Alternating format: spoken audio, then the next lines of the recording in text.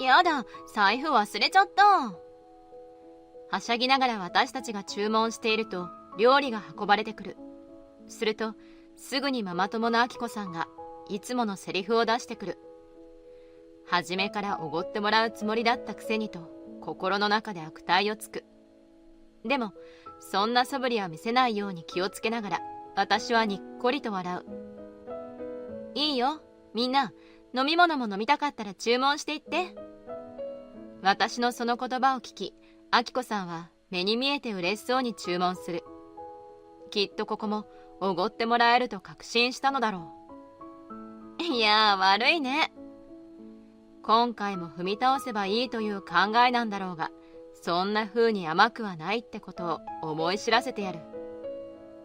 みんな好きなものどんどん頼もう。私はそう言い、お酒の追加注文をする。それを見て調子に乗ったあきこさんも追加で酒を頼む。人のお金だと思って好き勝手するあきこさんに、私は怒りを抑えつつどんどん酒を進めるのだった。私の名前はゆり。夫の健介と娘のりんと暮らす専業主婦。娘のりんが3歳になったことで保育園に通うようになり、24時間体制の育児から私は解放された。夫の稼ぎも十分にあり、空いた時間でパートなどをする必要性もそれほどなかった私は、自分の時間を持て余すようになっていく。ずっとりんにつきっきりで大変だったんだから、少しリフレッシュしたらいいと思うよ。俺はずっと仕事でゆりの時間を作ってあげられなかったんだしさ。そんな私に夫はそう気遣ってくれるが、育児にかかりっきりだったため、学生時代の友人ともしばらく会っていない。自分の友人には今でもバリバリ働いている人が多く、平日の昼間からお茶ができるような相手はいなかった。そんな中、リンは入園初日から友達を何人も作ってくる。保育園は相当楽しいらしく、毎日が充実しているようだった。こうして娘に仲良しグループができたことで、必然的にその母親同士も交流を持つことになり、私にもママ友と呼べる人たちができていく。一緒に公園に行ったり、休日に家族ぐるみでお出かけをしたりと頻繁に会うようになっていった。子供が同い年とあって共通の話題も多く、会話も弾む。気がつけば保育園のお迎え前にママ友たちでお茶をしたりするような関係性にもなった。私にとってもママ友たちとのランチ会やお茶会は楽しく、家族以外の人と接する重要な交流の場となっていった。そんな風に仲の良いママ友グループが出来上がってしばらくした頃、普段あまり話さないママさんから話しかけられた。同じクラスの男の子、カイトくんのお母さんだった。今日も暑いね。早く夏終わらないかな。特に何でもない世間話。しかし私たちはこれが初めての会話だった。なんとなくママ友グループというのはこの交友関係に左右される。仲の良い子供たちの親が集まってできているというイメージ。うちは女の子なので、周囲のママ友も必然的に女の子の母親ばかりになっている。カイトくんは男の子なので、いつもは別のママ友グループに属しているはずだった。ほんと暑い。この暑さで外遊びするんだから子供ってすごいですよね。とは言っても別に邪険にする理由もない。私はこれといって特に疑問に思うことなく会話を続けていった。それ以降、やたらとカイトくんママが私たちのグループに話しかけてくるようになっていく。カイトくんママは名前をアキコさんといい、明るい雰囲気の人でよく笑い、よく喋る人だった。うちの亭主がこの前仕事でね、この前子供が熱出して、私はどちらかというと聞き役に回ることが多いタイプだったこともあり、アキコさんはやたらと私に話しかけてくる。それ自体は別に良かったが、結局仲の良いママ友たちとあまり一緒にいられなくなってしまい、少し寂しい気持ちになった。いつの間にか私とアキコさんがペアみたいになっていった。まあ悪い人ではないんだけど、でもどうして今まで仲良かったママさんたちと突然話さなくなったのか気になってね。仕事から帰ってきた夫にそんなことを話す。別に問題がないならそれでいい。しかし、明子さんが以前一緒にいたグループのママさんたちからは、時々妙な視線を送られているように感じた。まあ人間関係で何か問題が起こることもないとは言い切れないんじゃない？母親だって人間だしさ、ゆりが嫌じゃなければ一緒にいればいいと思うよ。夫にそう言われ、私は考えすぎかと反省する。明子さんと他のママ友の間に何があったにせよ、それは私が気にするようなことではない。ところで、その人ってどんな人？写真とかある？何をいきなり。いや、ちょっと興味本位で顔を見たくなって。ちょっと待って、この間撮った写真が。私は夫にスマホの写真を見せる。この人どこかで。夫がぽつりとつぶやく。どうしたの？いや、なんでもない。知り合いに似たような気がしたんだけど、思い出せないや。夫は交友関係も広いし、もしかしたら知り合いの奥さんだったりするのかもしれない。だとしたら、なおさら失礼のないようにしなくてはと自分を律するのだった。それからしばらくしたある日、私は突然保育園のお迎え前に明子さんから食事に誘われた。てっきりママ友グループで行くものだと思っていたら、まさかの二人きりで少し困惑した。いやー、いきなり誘ってごめんね。ここ前から行ってみたくてさ。全然、私も気になってたから誘ってもらえて嬉しいわ。食事中も話は弾み、楽しいひとときを過ごす。デザートまで食べ、お会計というタイミングになると、明子さんがいきなり大きな声を出す。やだ、嘘でしょ？どうしたの？明子さんの方を見ると、突然頭を下げてこう言う。ごめん、お財布忘れたみたい。悪いんだけど、ここ立て替えといてもらえないかな。お迎えの時に返すから。驚きはしたが、忘れてしまったものは仕方ない。どうせ数時間後にも保育園で会うし、構わないだろう。そう思い、私は2人分の会計を済ませた。ありがとうね。じゃあまた後で。店を出ると、明子さんは足早に去っていく。まったく、自分から誘ったのに財布を忘れるなんて、案外ドジっ子みたいなところがあるものだ。私はその時その程度にしか考えていなかった。困った時はお互い様。本気でそんな風に考え、彼女の真意に気づくことはなかった。その後、お迎えの時間になり保育園へと向かったが、明子さんの姿は見えない。あれ？明子さんは？まだ来てない？仲のいいママ友に聞いてみると、思いもよらない返答が返ってくる。明子さんならさっき帰ったよ。なんか急ぎの用があるんだって。後で返すと言っていたはずなのに、もう帰ってしまったらしい。せめて誰かに言伝を頼むとか、そういった配慮があってもいいはず。さすがに今回は違和感を覚えたが、ここで文句を言っても仕方ないと思い、それ以上考えるのをやめた。毎日会うのだから、いつでも返してもらえるはず。そう考えた。その後も何度か明子さんと顔を合わせることがあったが、食事代は返してもらえないまま。他のママさんたちがいる場でお金返せというのはなんだか気が引けてしまい、ずるずると後回しになってしまう。そんなある日、私は夫の職場に忘れ物を届けに行ったせいで、保育園に延長保育をお願いすることになった。普段は延長保育などしたことはなかったから、もしかしたらリンは寂しくて泣いているかもしれない。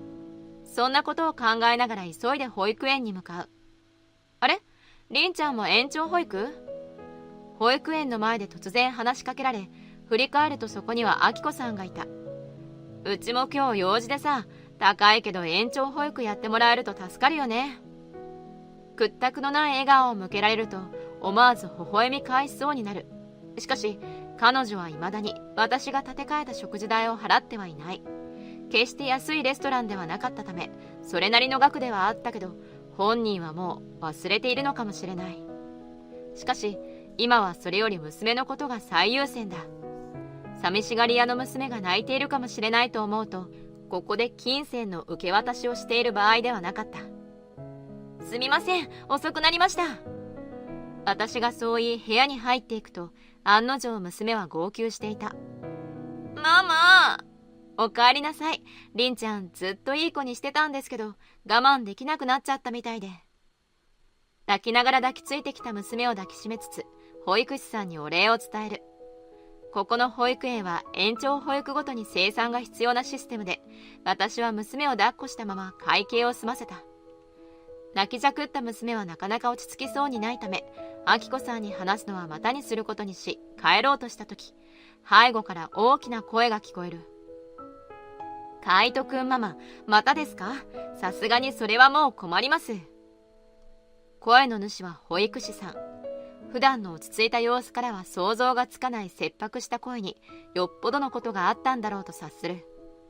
今日は手持ちなくって、また今度持ってきますから。もう何回目ですか？さすがに困ります。そんなことを言われても。そんなやりとりの中に、ふと私と明子さんの目が合ってしまう。なんだか嫌な予感がし、その場を去りたかったが、すぐに明子さんはこちらに近寄ってくる。ゆりさん、ちょうどいいところに。そう言い、私の腕をつかむと、保育士さんのもとへと連れて行く。ちょっと、ゆりさんに立て替えてもらいます。え？急にそんなことを言われた私は、思わず顔をぎょっとさせる。立て替えってことはお金絡みだと思うけど、一体何を払わせようというのか。実は延長料金を払えるだけのお金持ってなくてさ、ちょっと立て替えて。彼女の突拍子もないお願いに私は声を荒げる。ちょっと、まだ前回貸したお金だって返してないじゃないですか。お願いよ、この通り。私の言い分なんて聞きやしない。リンが号泣していることを考えると、正直私は一刻も早く帰りたかった。しかし、保育士さんも困っている。この状況下では私が立て替えざるを得なかった。いやー、本当にありがとう。マジで助かったわ。なんだかそんなことを言われても薄っぺらい感謝の言葉にしか聞こえなかった。返済前に追加で借りるなんて一体どんな神経してるのか。ところでさ、これから実家帰るつもりなんだけど、よくよく考えたら電車賃もないのよね。それもちょっと貸してくれない？あろうことか、さらに追加で借りようなんてどれほどずうずうしいのか。私はもうなんだかイライラしてしまい、突きつけるようにお金を渡した。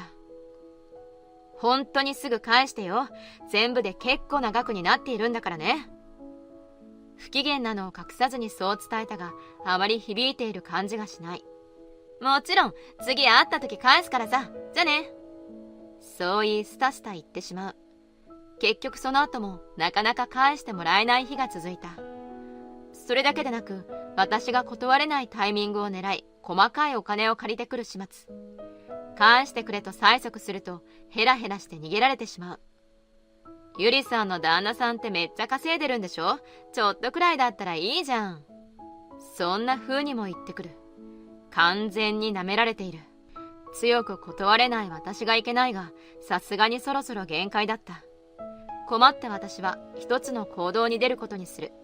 それは、明子さんが私たちと話すようになる前に、一緒にいたママさんたちに話を聞くというもの。かつては仲良しだったが、今は疎遠状態だ。何かしらのトラブルがあったと考えてもおかしくなかった。あの人、絶対お金返してくれないのよ。おごってもらう前提でランチ会来たりするから縁切っちゃったの。そうそう。多分りんちゃんママ優しそうだからターゲットにされてると思うよ。あんまり関わらない方がいいよ。やっぱりか。